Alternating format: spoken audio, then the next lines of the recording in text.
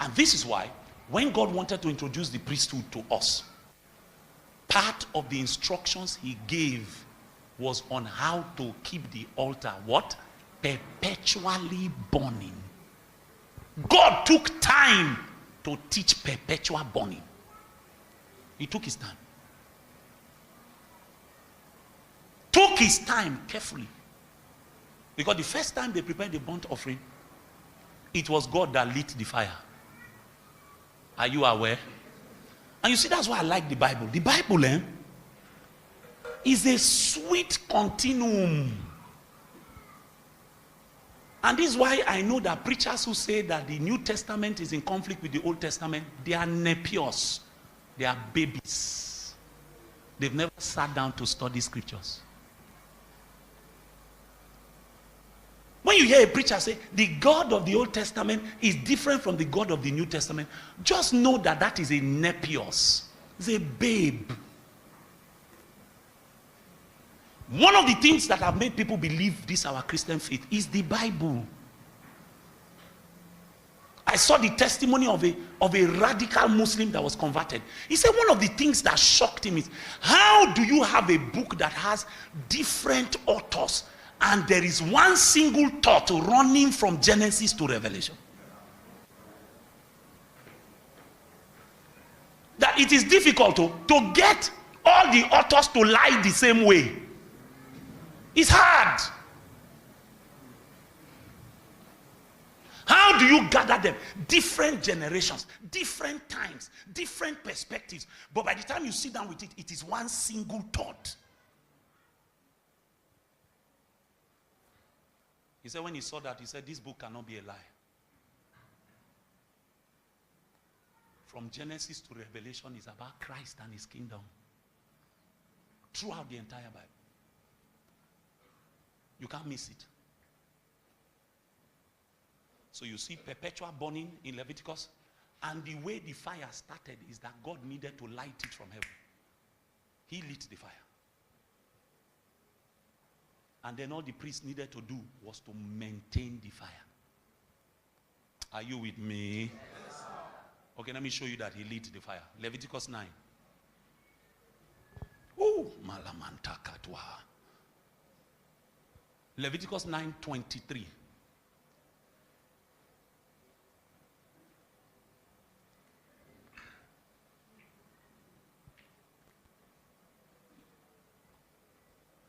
And Moses and Aaron went into the tabernacle of the meeting and came out and blessed the people. Then what happened? The glory of the Lord appeared to all the people.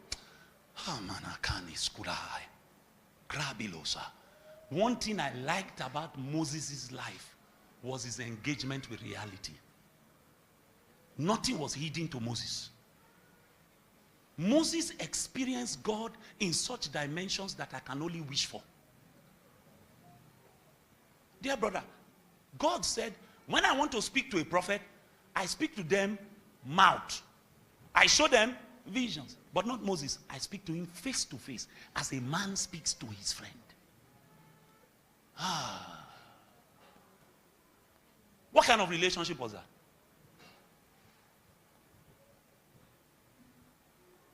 You look at Moses' life and you will be so, you will crave what Moses had. He came from an encounter with God. His flesh was affected by the encounter. You know, you can come and tell us, I met God on the mountain. We will not see that you have changed. It's maybe after many years, we see your results and we say, he met God. But as Moses was coming down, every man could see that what was on God had swallowed Moses. He was covered by it. It means that if you touch God long enough, what is on God will also touch you. He said at the time they put the burnt offering of the altar, a fire came out from where? What was on the, go back to 23, go back to 23. Go back to 23. And Moses and Aaron went onto the tabernacle of meeting and came out and blessed the people. Then the glory of the Lord appeared to who? Then in 24, he says, and what came out? A fire came out from before the Lord and consumed what? The burnt offering and what? Where? And when all the people saw it, they did what? And what? Now, this was a confirmation that they had understood what is called the law of the burnt offering. So let me show you where God gave them the law of the burnt offering. I just wanted to show you that it was God that lit the fire. Go to Leviticus 6. Begin at verse 12. Okay, go to verse 10. Let me make sure that I get it. Okay, just go to verse 1. Let me find what I'm looking for. And the Lord spoke to Moses saying, okay, go to 6. Go to 6. 7. 8. Then the Lord spoke to Moses saying, 9. Command Aaron and his sons, saying, what? So what are we talking about now? Are you still here? What are we talking about now? So, the burnt offering shall be on the hearth upon the altar all night until when? And the fire of the altar shall be what? Remember who lit the fire? So it means that when God has lit the fire, what is the job of the priest? To bring the sacrifice and to ensure that the fire keeps what? That's the law of the burnt offering. So in Leviticus chapter 9, because here God was giving them the law. If after burnt offering, he gives them the law of the peace offering, of the wave offering, then he goes on, gives them the law, then they begin to implement. Are you with me? But in giving them the law, he was showing them how the priest was going to operate. How was he going to operate? Once he comes to the altar, he will bring a sacrifice and put the sacrifice and then make sure that the fire on the altar keeps. So let's go. We'll get to verse 12. 10. And the priest shall put on his linen garment, and his linen trousers he shall put on his body, and take up the ashes of the burnt offering, which the fire has consumed on the altar, and he shall put them where? 11. Then he shall take off his linen garments, put on other garments, and carry the ashes outside the camp to where? Be very attentive. Follow the reading. So he has to wear his linen garment. Then he will remove the ashes from the altar. Put it beside the altar. He will now change from his linen garment, wear other ordinary clothes, carry the ashes from the altar. He will take the ashes where? Outside the camp. And he's not just going to drop it anywhere. He must drop it where? A clean place. Next verse. 12. And the fire on the altar shall be kept burning on it. It shall not be put out. And the priest shall burn wood on it every morning, and lay the burnt offering in order on it, and he shall burn on it the fat of what? So this is the law of the burnt offering. So let's take it one by one. Why did God say that the priest, in presenting the sacrifice, he must be in his linen garments? But in removing the ashes outside the camp, he must be in ordinary clothes. What was God trying to do? He was trying to prevent or protect the priest from defilement. What did I say he's protecting the priest from? So it meant that the priest's life in the old covenant was compartmentalized. That means he had clothes for working or operating inside the temple. Then he had clothes to engage with activities that were considered ordinary or common.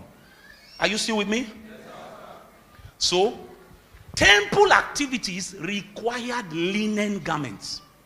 Why did they wear linen garments? Because linen did not have the capacity to hold on to sweat as cotton. And God did not want to ever smell the flesh of the priest. Are you here? So he needed to stay within that linen garment to perform his priestly duties. So in the linen garment, he will take the burnt offering, put it on the altar, and then he will remove the ashes from the altar because he's in the temple. Put it by the side of the altar. Now he's going to go outside the temple. He's not permitted to go with his linen garment because that one is for priestly duties. He will now change into common clothes, carry the ashes and take it outside the camp. But he's not going to dump it anywhere. He will dump it where? In a clean place. One of the things that you must realize is God was obsessed with separation. Are you with me? God wanted to make sure that his priest was never contaminated by the outside world.